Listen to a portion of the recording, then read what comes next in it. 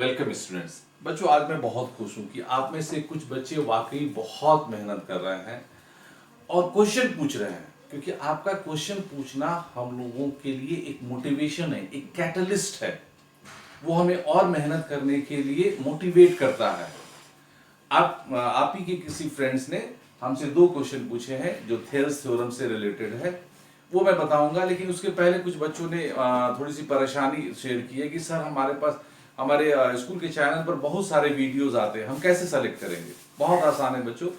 आप जैसे ही अपने सेंट माइकल्स एकेडमी का आप यूट्यूब चैनल खोलिएगा तो ऊपर प्ले लिस्ट का एक बटन होगा। प्ले लिस्ट को टच कीजिए तो आपको क्लास वाइज आपके सारे वीडियो मिलेंगे। आप 10 क्लास के स्टूडेंट हैं, 10 क्लास को टच कीजिए और जिस भी सब्जेक्ट को आपको देखना है उसको देखिए, बार बार देखिए, अपना नोट्स बनाइए, होमवर्क बनाइए और बहुत मेहनत कीजिए। अब ये दौर कब तक चलेगा ना आपको मालूम है ना हमें मालूम है। हमें इसी मेथड से पढ़ाई करना है, इसलिए आप अपना नोट्स बनाते रहिए, क्योंकि आप 10th क्लास के स्टूडेंट है बच्चों, आपके लिए बोर्ड एग्जामिनेशन है, इसलिए आप लोगों के लिए हम लोगों को ज्यादा चिंता है। तो चलिए इस क्वेश्चन को हम लोग आपसे मैं डिस्कस करूंगा और उसे सॉल्व करूंगा। आप इसी तरह क्वेश्चन पूछते रहिए, जिस भी बुक से क्वेश्चन पूछिएगा मैं हम लोग बताने के लिए तैयार है। चलिए, तो पहला क्वेश्चन है आपको कि आपको एक ट्रेपेजियम दिया हुआ है और उसके डायगोनल्स इंटरसेक्ट करते हैं पॉइंट ओ पर। आपके पास वैल्यू ए ओ, ओ सी, ओ डी और बी ओ के दिए गए हैं एक्स के टर्म में, तो हमको एक्स निकालना है। और लकीली आपने ये जो क्वेश्चन पूछा है ये रिलेटेड है हमारे प्रीवियस वीडियो में, जो मैंने एक क्वेश्चन बताया था, क्वेश्चन नंबर 9 ऑफ एक्सरसाइज 6.2, उसी से रिलेटेड है। तो ये मैंने बताया था वो क्वेश्चन बहुत इंपॉर्टेंट है। वो क्वेश्चन 2 तरीकों से पूछा जा सकता है, या तो प्रूव करने के लिए या इस फॉर्मेट में। जहां एक्स का वैल्यू निकालना है हम उस रिजल्ट को डायरेक्ट यूज करेंगे। हमने प्रूव किया था AO upon CO is equal to BO upon DO। AO upon CO is equal to BO upon DO। मतलब अगर एक ट्रेपेजियम के डायगोनल्स इंटरसेक्ट करते हैं तो उसके पार्ट्स क्या होंगे, इक्वल होंगे, रेशियो उसके इक्वल होंगे। अब इन सब के वैल्यूज हम इसमें यहां पर पुटअप करते हैं। AO हमारा है 3x माइनस 1 और CO हो गया हमारा 5x माइनस 3। BO का वैल्यू हो गया हमारा 2x प्लस 1 और DO के वैल्यू हो गया यहां पर 6x माइनस 5। चलिए, अब इसको हम क्रॉस मल्टीप्लीकेशन से इसको प्रूव करेंगे। 3x minus 5 into 3x minus 1 into 6x minus 5 is equal to 5x minus 3 into 2x plus 1। अब मल्टीप्लाई करना है। 3 6 जा 18x स्क्वायर माइनस 3 5 जा 15x minus 6x and minus minus plus 5 is equal to 5 2 जा 10x square and plus 5x minus 3 2 जा 6x and minus plus minus 3। अब एक बार और सॉल्व करेंगे। 18x स्क्वायर माइनस 15 माइनस 6 ये हो जाएगा minus 21x plus 5 is equal to 10x square plus 5x and minus 6x that is equal to minus x minus 3। अब सारे स्टेप्स को एक तरफ लाइए। 18x square minus 10x square minus 21x plus x and plus 5 और minus 3 इधर आया तो प्लस 3 इज इक्वल टू 0। अब यहां पर मैं आता हूं इस पार्ट में। 18x square minus 10x square ये हो गया हमारा 8x square minus 21x and plus x। तो माइनस 21 और प्लस 1 कितना हुआ, माइनस 20x प्लस 5 प्लस 3 हो गया हमारा प्लस 8 इज इक्वल टू 0। अब इसमें से देख रहे हैं 8 20 और 8 में का एचसीएफ क्या हो गया बच्चों, 4 हो गया। 4 को हम लोग कॉमन ले लेंगे। 4 2 जा 8, 4 5 जा एंड 4 2 जा। अब 2x square minus 5x plus 2 is equal to 0। 2 2 जा 4, 4 से हमको लाना है 5, तो क्या हो जाएगा हमारा 2x square minus 4x and minus x, इसको हमने स्प्लिट कर दिया, ये आप पढ़े हैं क्लास 9 में भी, और प्लस 2 इज इक्वल टू 0। यहां से 2x हमने कॉमन ले लिया, x माइनस 2, यहां से 1 कॉमन ले लिया, x माइनस 2। अब वैल्यू रखेंगे x माइनस 2 और 2x माइनस 1। अब x इज इक्वल टू 2 और x इज इक्वल टू 1/2। अब इन दोनों के वैल्यू हम इसमें रखेंगे और देखेंगे किस वैल्यू से पॉजिटिव आएगा और जिस वैल्यू से पॉजिटिव आएगा सबके वैल्यू वो मान्य होगा। जैसे हम मान लीजिए यहां पर x इज इक्वल टू, इसमें हम उस a का वैल्यू रखते हैं 3 इंटू 3/2 माइनस 1, ये सही हो जाएगा।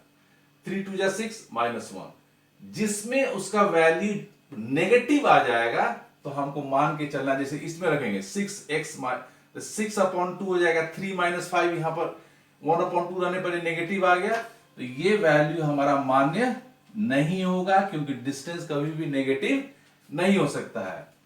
तो हमारा आंसर क्या हो जाएगा बच्चों, answer is x is equal to 2। इस वैल्यू इन दोनों को आप इस सब में रखेंगे, x इज इक्वल टू 2 और x इज इक्वल टू 1/2। तो x इज इक्वल टू 1/2 रखने पर OD का वैल्यू नेगेटिव आता है और डिस्टेंस कभी भी नेगेटिव नहीं हो सकता है, इसलिए 1/2 x के लिए सही वैल्यू नहीं है, केवल 2 उसका सही वैल्यू है। तो आंसर निकालने के बाद आपको चेक करना पड़ेगा, जिस वैल्यू को रखने से इन सारे AO, OC, BO और OD के वैल्यू इस कंडीशन के अनुसार पॉजिटिव हो जाते हैं, वही आंसर सही होगा। दूसरा आंसर सही नहीं होगा क्योंकि डिस्टेंस कभी भी नेगेटिव नहीं हो सकता है। चलिए अब इस क्वेश्चन पर आते हैं। ये भी बहुत इंटरेस्टिंग क्वेश्चन है लेकिन आसान क्वेश्चन है। इसमें थोड़ा सा आपको कुछ चीजें ली गई है 9th क्लास से। इसमें कंडीशन है कि in a triangle ABC, AB is equal to AC and AD is equal to AE। तो हमको प्रूव करना है BCED are concyclic. Concyclic word आपको किस चीज की याद दिलाता है बच्चों? The 4 non-collinear points are cone-cyclic only when you join this line and form a quadrilateral and sum of opposite angle must be equal to 180 degree। तो BCED किस कंडीशन में कौन साइक्लिक होंगे? जब हम एंगल B और एंगल E के सम को हम क्या प्रूव कर देंगे? 180 डिग्री। या एंगल B और एंगल C के सम को हम प्रूव कर देंगे 180 डिग्री। किसी भी एक पेयर को हमको प्रूव कर देना है तो हमारे B, C, D, E क्या हो जाएंगे? कौन साइक्लिक हो जाएंगे।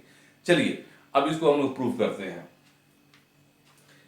तो हमारे पास प्रूफ हम लिख दिए हैं AB is equal to AC and AD is equal to AE। This both are given. Equation 1 minus equation 2। AB minus AD is equal to AC minus AE।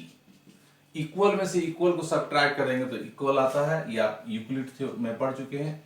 तो AB minus AD is equal to DB and AC minus AE is equal to EC। ये हो गया equation number 3। अब हम apply करेंगे converse of Thales theorem, यानी कि equation 1 upon equation 3। Equation 1 upon equation 3। AB upon DB is equal to AC upon EC। ये result हमको किस चीज की याद दिलाता है? Converse of Thales theorem. If the sorry यहाँ ए बी नहीं होगा, सॉरी इक्वेशन 1/2 नहीं है, हमको लिखना है इक्वेशन 2/3। इक्वेशन 2 में क्या है हमारा AD, AD upon DB is equal to AE upon EC। Equation 2/3, 1/3 नहीं, इक्वेशन 2/3। तो if sides are proportional then lines are parallel, तो लिखेंगे DE is parallel to BC। हमको कहां से मिला, कन्वर्ज ऑफ थेल्स थ्योरम। अब आते हैं हम कौन साइक्लिक प्रूव करने के लिए। चलिए बच्चों, since AB is equal to AC, it is given, so angle B is equal to angle C। इससे हमको मिल गया angle B is equal to angle C, हो जाएगा हमारी इक्वेशन नंबर 4। अब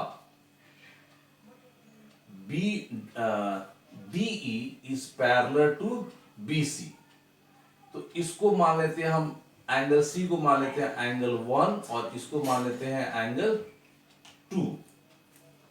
तो angle 1 plus angle 2 is equal to 180 degree. क्यों?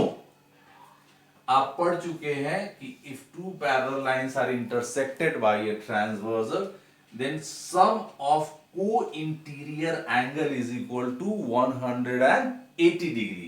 जैसे ये एंगल A हो गया और ये एंगल B, तो इन दोनों का सम क्या होगा, ये हो जाएगा हमारा बिकॉज ऑफ को interior angles.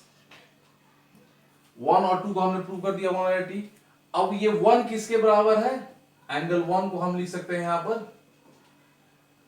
Angle C plus angle CED, angle CED is equal to 180। Angle C किसके बराबर है बच्चों, B के बराबर है, तो क्या हो जाएगा angle B plus angle CED is equal to 180 degree. हमने प्रूव कर दिया कि B और CED मिलकर 180 है, which means sum of opposite angles of a quadrilateral is equal to 180 degree, which means that quadrilateral is a cyclic। तो अब यहां लिखेंगे so BCED is a cyclic quadrilateral। so अब जो हमको प्रूव करना है BCED are कौन साइक्लिक। चलिए वेरी गुड, ये आप समझ गए। तो आपको इस क्वेश्चन को भी कंप्लीट करना है। आप ही में से किसी फ्रेंड ने मुझसे एक नया थ्योरम पूछा है जो RS अग्रवाल में है, और उससे एक रिलेटेड मैं क्वेश्चन बताने की कोशिश करूंगा अपने फॉलोइंग वीडियो में। All the best.